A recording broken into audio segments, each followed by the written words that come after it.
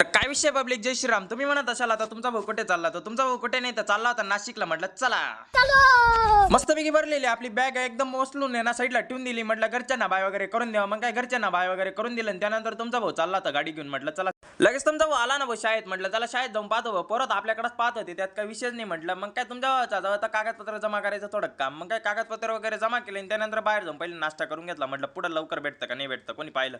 मग काय लगेच बस भेटून गेली. म्हटलं चला आता नाशिकला जायचंय. मग काय बस वगैरे भेटली आणि त्यानंतर बसमध्ये बसलोच की गर्दी खूप होती. मग उभं राहावं लागलं थोड्या वेळ आणि लगेच एक गोन पडून गेली. म्हटलं काका उचलावं लागेल का. काका म्हणे उचलाल ज्याची त्याची. म्हटलं काही विषय नाही.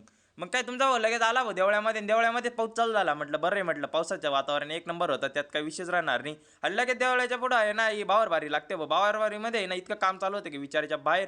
आणि लगेच तुमचा भाऊ नाशिकमध्ये पोहोचला ना भाऊ. पण हे नाशिकमध्ये हे काय मला नक्कीच कमेंटमध्ये कोणतरी सांगा भाऊ. पाहिलं तर लई भारी वाटतं पण मला माहित नाही यार काय काय नेमकं. त्यात म्हटलं चला द्वारकाला जाऊन. मग द्वारकाला गेलो पण तिथे इतकी गर्दी की विचाराच्या बाहेर भर. एका ट्रॉफी एक तास हल्लीच नाही तिथून. आणि त्यात आयुष भाऊ आपल्याला गेला आला छत्री घेऊन. म्हटलं अरे बरं झालं छत्री घेऊन आला, कारण नाशिकचा भरोसा नाही कधी पाऊस पडतं कधी ऊन पडतं. म्हटलं काय त्यानंतर तुमचा भाऊ चाललाच होता. म्हटलं चला आता रूम वगैरे जातो मस्तपैकी बसतो थोड्या वेळ. बसायला गेलोच होतं की म्हटलं चला आता मस्तपैकी एकदम रूम वगैरे मस्त एकदम सेट झालेला आहे, त्यात काही विषयच नाही. त्यात पोरं चहा घेऊन आले. म्हटलं चहा पिऊन वगैरे पिऊन घेतो. चहा वगैरे पिला आणि त्यानंतर तुमचा भाऊ म्हटलं चला आता आजचा ब्लॉग इथेच संपायचा आपल्याला. जय महाराष्ट्र फॉलो करून घ्या.